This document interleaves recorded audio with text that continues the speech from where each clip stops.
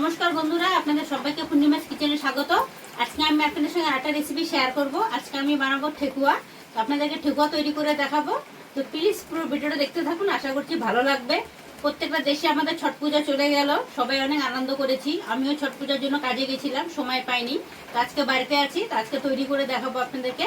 তো চলুন ভিডিওটা শুরু করুন। আপনাদেরকে আমি দেখিয়ে দিচ্ছি ঠেকুয়া তৈরি করার জন্য আমি কি কি জিনিস নিয়ে নিয়েছি। আমি এখানে 3 কিলো ময়দা নিয়ে নিয়েছি, এখানে 6টা নারকেল নিয়েছি, শুকনো নারকেল। আমি এগুলো একটু ভেঙে নিয়েছি, এই দেখুন দানা দানা টাইপের ভেঙে নিয়েছি নারকেলটা, শুকনো নারকেলটা। সুজি নিয়ে নিয়েছি, এখানে চীনা বাদাম নিয়ে নিয়েছি ভেজে, ছিকলা ছাড়িয়ে নিয়েছি। এখানে বাদাম নিয়েছি, কাজু বাদাম এটা ভেঙে নিয়েছি। এখানে চিনি নিয়েছি, এখানে এলাইচি নিয়েছি থেতো করে, ওখানে মৌরি নিয়েছি, ঘি নিয়েছি। আমি এগুলো দিয়ে আজকে আপনাদেরকে তৈরি করে দেখাবো। দেখুন ময়দাটা আমি এখানে নিয়ে নিয়েছি, প্রথমে ছেলে পরিষ্কার করে নিয়েছিলাম। এবার আমি নারকেলগুলো দিয়ে দিচ্ছি। আমি ঠেকুয়াটা বেশি করে তৈরি করব, কেননা আমাদের যত আত্মীয় স্বজন যত যেখানে আছে সবাই বলেছে ঠেকুয়া দেওয়ার জন্য, তার জন্য আমি একটু বেশি করে তৈরি করব। এটা সুজি দিয়ে দিচ্ছি। সুজি এখানে 1 কেজি সুজি রয়েছে, সুজি দিয়ে দিচ্ছি। এখানে কাজু বাদাম গুঁড়ো করে নিয়েছিলাম, এখানে 1/2 কেজি মতো রয়েছে, এটা দিয়ে দিচ্ছি।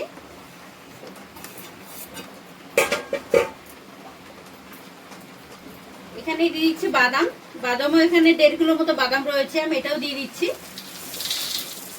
মানে বেশি করে ময়দা নিয়েছে, তো এই জিনিসগুলো বেশি বেশি দিতে হবে, না হলে পরিমাণটা হবে না। সবকিছুর পরিমাণ দিয়ে দিতে হবে ঠিকঠাক। আমি এখানে চিনি দিয়ে দিচ্ছি 1 কেজি মতো, কারণ আমাদের বাড়িতে চিনি একটু কম খায় মিষ্টিটা। আপনারা যেমন খাবেন সেরকম দিয়ে নেবেন, কম বেশি করে। লাগলে পরে দিয়ে দেবো, একটু আমি মেখে নিয়ে আগে দেখে নিচ্ছি।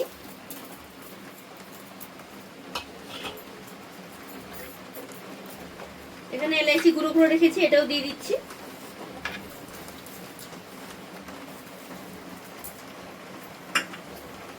এলাইচি পুরোটাই দিয়ে দিচ্ছি, যতটা গুঁড়ো করেছি। এখানে 50 গ্রামের মতো এলাইচি ছিল, আমি ভেজে গুঁড়ো করে নিয়েছিলাম। দিয়ে দিচ্ছি, এলাইচির সেন্টটা ভালো আসবে ঠেকুয়াটা। দিয়ে দিচ্ছি মৌরি, মৌরিটা আমি হালকা একটু ভেজে নিয়েছি, এই দেখুন হালকা করে, যাতে কাঁচা গন্ধটা না থাকে, এরকম করে নিয়েছি।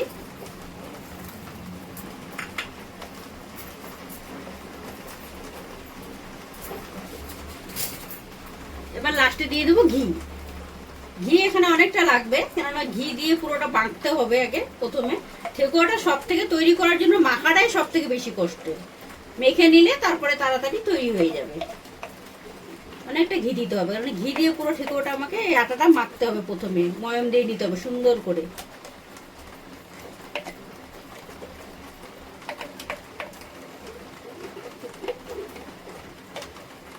আরো একটু ঘি দিয়ে দেবো। আপনারা ওটা ঘিটা বেশি করে দিয়ে দিবেন, কারণ ঘিটা একটু বেশি লাগে এটা মাখার জন্য। এখানে কোনো রিফাইন তেল বা ডালডা কিছু দেবো না, এটা দিয়ে একটু তৈরি করব। ঘিটা দিলে সেন্টটাও ভালো হবে, খেতেও টেস্ট লাগবে ঠেকুয়াটা। এবার সবকিছু উপকরণ আমি দিয়ে দিয়েছি, এবার এটাকে সুন্দর করে মাখতে হবে।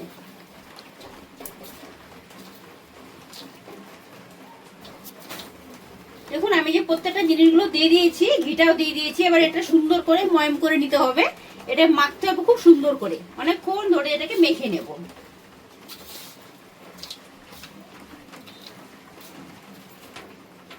ঠেকুয়াটা তৈরি করার সময় তাড়াহুড়ো করলে হবে না, না হলেও এটা 1 ঘন্টা 1.5 ঘন্টা মাখতে হবে, এটাকে সুন্দর করে মেখে নিতে হবে, তারপরে ঠেকুয়াটা টেস্ট হবে।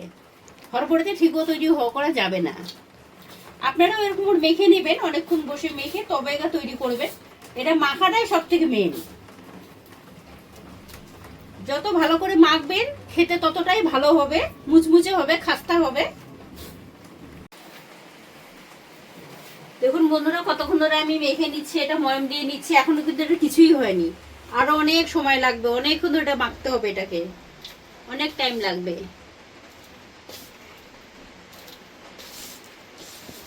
আপনারাও যখনই তৈরি করবেন তখনই এমন করে সুন্দর করে মেখে নেবেন, অনেকক্ষণ টাইম নিয়ে মাখতে হয় এটা। যত মাখবেন তত ভালো হবে, মুচমুচে হবে, খাস্তা হবে। দেখুন বন্ধুরা আপনাদেরকে আমি দেখিয়ে দিয়েছিলাম যে জিনিসগুলো আমি দিয়ে দিয়েছি এর ভেতরে, দিয়ে আমি ময়ম করে নিয়েছি। এটা দেখুন ময়ম এখনো হয়নি, আধা আধি হয়েছে, আর এটা অনেকক্ষণ মাখতে হবে। তো এটার মধ্যে আমি আর একটু সুজি অ্যাড করে দিচ্ছি, কেননা সুজিটা বেশি দিলে মুচমুচে বেশি হবে। তো এখানে 3 কিলো ময়দা ছিল, আমি 1 কিলো সুজি দিয়েছিলাম, আরও আমি হাফ কিলো মতো সুজি দিয়ে দিচ্ছি। সুজিটা বেশি দিলে এটা খাস্তা বেশি হবে, ঠেকুয়াটা খেতেও খুব ভালো হবে।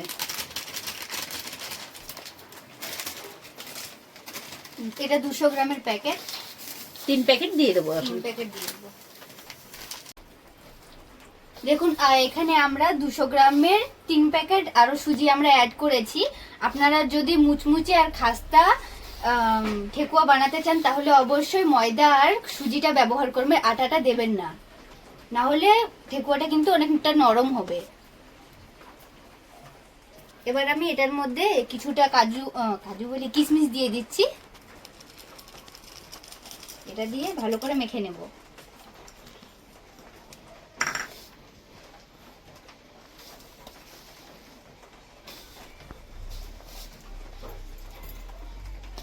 এটা মাখতে অনেক সময় লাগবে, তার জন্য আমরা দুজনে মেখে নিচ্ছি, দুজনে মাখলে তাড়াতাড়ি হয়ে যাবে।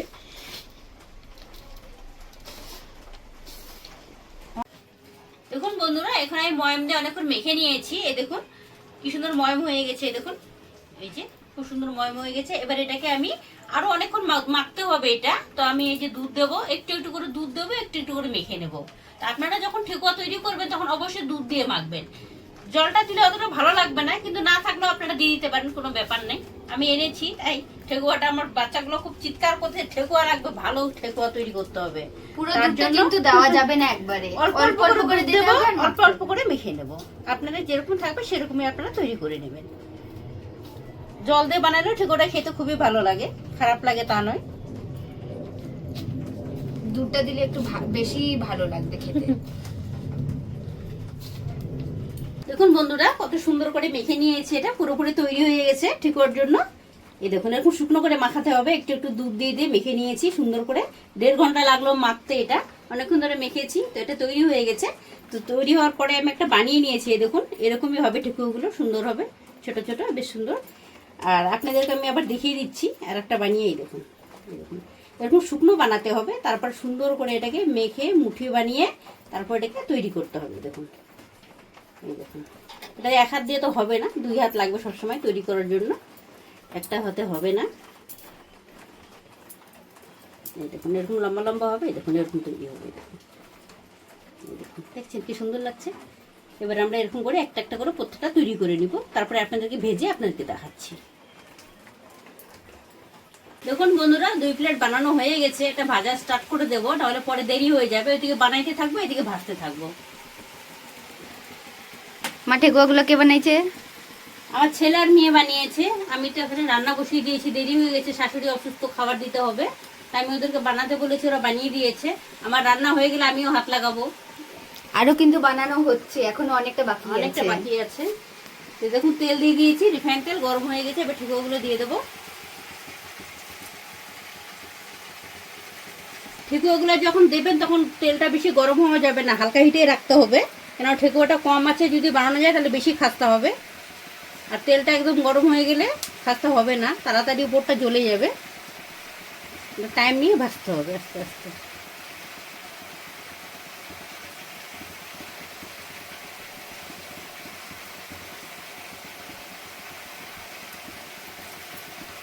আস্তে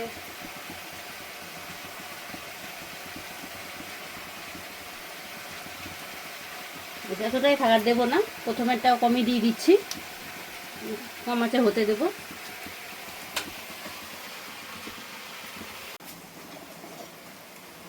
দেখুন বন্ধুরা, প্রথমবারের ঠেকুয়াটা আমার ভাজা হয়ে গেছে, আমি তুলে নিচ্ছি, আপনাদেরকে আমি দেখিয়ে দিচ্ছি।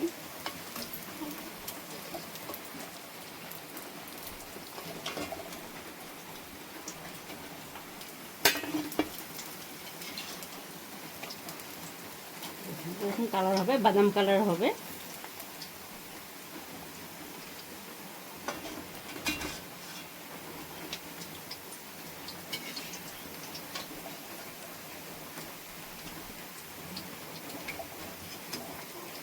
খাস্তা ঠেকুয়া তৈরি করলে সবসময় সাইডগুলো একটু ফেটে যায়, কেননা শুকনো শুকনো মাখানো হয়। আটা গুড় দিয়ে যেটা তৈরি করা হয় সেটা তো ফাটে না, ওইটা সুন্দর ইয়ে হয়ে যায়, নরম হয়। ওটা আরো ভালো হয়, এটা ভেঙে যায় না। খাস্তা তৈরি করলে এরকম সাইডে একটু ফেটে যাবে, এটা কোনো ব্যাপার না। এই দেখুন প্রত্যেকটা এরকম বাদামি সুজি কালার দেওয়া ভেজে আছে নেব। না, ফাটবেই। হ্যাঁ, আরো দিয়ে দেবো, একটু তুলে নিয়েছি, আরো একবার দিয়ে দেবো। দেখুন বন্ধুরা, আমার ঠেকুয়া ভাজা হয়ে গেছে, সবগুলো এক গামলা হয়ে গেছে। এই দেখুন এক গামলা, এখানে এক থালা। এই দেখুন, এই দেখুন আপনাদের একটা ভেঙে দেখাচ্ছি। এই দেখুন, এই দেখুন কি সুন্দর হয়েছে, দেখুন খাস্তা একদম, ঠিক আছে। আর এগুলো একদম কটকটা হয়েছে, একদম মচমচ করছে, দেখেই বুঝতে পারছেন কেমন হয়েছে। এখানে আরো হচ্ছে। এটা লাস্ট হচ্ছে, এটা হলে হয়ে যাবে।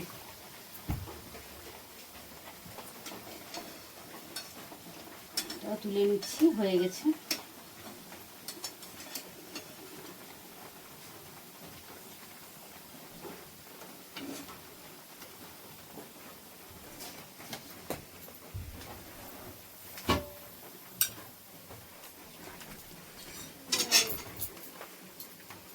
দেখলেন বন্ধুরা, আপনাদেরকে আজকে ঠেকুয়া বানিয়ে দেখালাম। আপনাদের যদি ভালো লেগে থাকে তাহলে নিত্য নতুন ভিডিও পেতে আমার পেজটি ফলো করে নেবেন। সবাই ভালো থাকবেন, সুস্থ থাকবেন, সাবধানে থাকবেন।